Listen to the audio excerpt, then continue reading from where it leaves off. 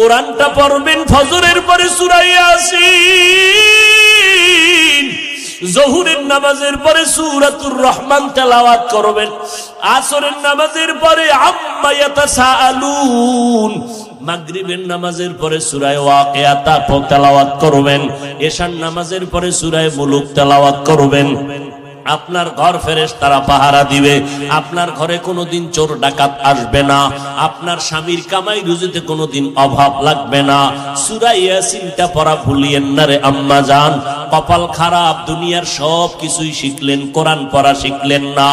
আমি ছোটবেলার থেকে বলতেছিলাম, ভুলে গেছিলাম, আম্মা জান আমাদের গজল শিখাইতেন, আম্মা জান আমাদের কোরআন পড়া শিখাইছেন। ও পর্দার আড়ালের আম্মা জান, কেন কোরআন শিখলেন না রে মা? কোরআনের মতো আর এত মধুর তেলাওয়াত কই পাইবেন? ও পর্দার আড়ালের আম্মা জান, ওই আম্মা জান আয়েশার মতো আপনারাও নারী। নবী বলেন, আয়েশা আমি কান্না করার কারণ হাসরের ময়দানের কঠিন কথা আমার মনে পড়ে গেল। আম্মা জান আয়েশা বলেন, কেমন কঠিন? নবী বলতেছেন, আয়েশা এই জমিনটা হবে কিয়ামতের মাঠ, হাসরের ময়দানে সমস্ত নারী পুরুষ উলঙ্গ আল্লাহর আদালতে দাঁড়াবে। আল্লাহ পাক গরম মেজাজ নিয়ে কুদরতের আওয়াজ দিয়া বলবেন, লিমানিল মুলকুল ইয়াউম। আল্লাহ পাকের কুদরতের রাগান্বিত বড় আওয়াজে হাসরের ময়দানটা কেঁপে উঠবে। অপরদিকে সূর্যের গরম, আল্লাহ বলবে সূর্য যত তাপ আছে জমিনে ছেড়ে দাও। অন্যদিকে জাহান্নামের আওয়াজ, জাহান্নামের আওয়াজে হাসরের মাঠ থরথর করে কেঁপে উঠবে। নবীজি বলেন, ও আয়েশা নবীদের কোনো গুনাহ নাই, সেই নবীরা পর্যন্ত কান্না শুরু করবেন, হাউমাউ করে কাঁদবেন আর বলবেন, উম্মতের কথা সব নবীরা ভুলিয়া কাঁদবেন, আল্লাহ আমাকে বাঁচাও। আদম নবী কান্না শুরু করবেন, আল্লাহ আমারে বাঁচাও। মূসা নবী কান্না করবেন আর বলবেন, আল্লাহ আমারে বাঁচাও।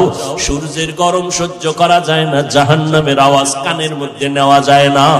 এমন এক কঠিন পরিস্থিতির মধ্যে ইব্রাহিম নবী কাঁদবেন আর বলবেন, আল্লাহ আমারে বাঁচাও। একজন নবী ও উম্মতের কথা কেউ স্মরণ করবেন না। আম্মা জান আয়েশা বলেন, নবী তখন আপনি তো দু জাহানের সরদার, রহমতের নবী, আপনি তখন কি করবেন?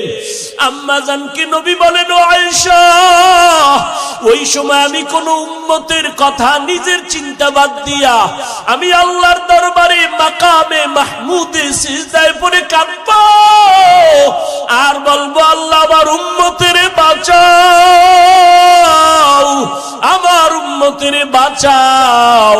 আমি একবারও আমাকে বাঁচানোর কথা বলবো না, আমি আমার মেয়েকে বাঁচাও বলবো না, আমি আমার স্ত্রীকে বাঁচাও বলবো না, আমি বলবো, আল্লাহ আমার উম্মতের বাঁচাও।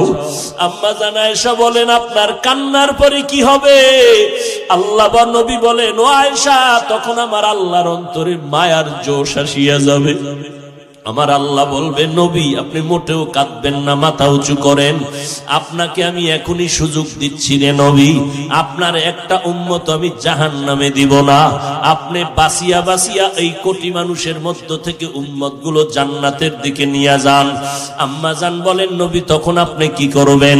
নবী বলেন, আমি কোটি কোটি মানুষের মধ্যে উম্মত গুলো বাসিয়া আরশে আজিমের নিচে নিয়ে বসাবো। আল্লাহর নবীর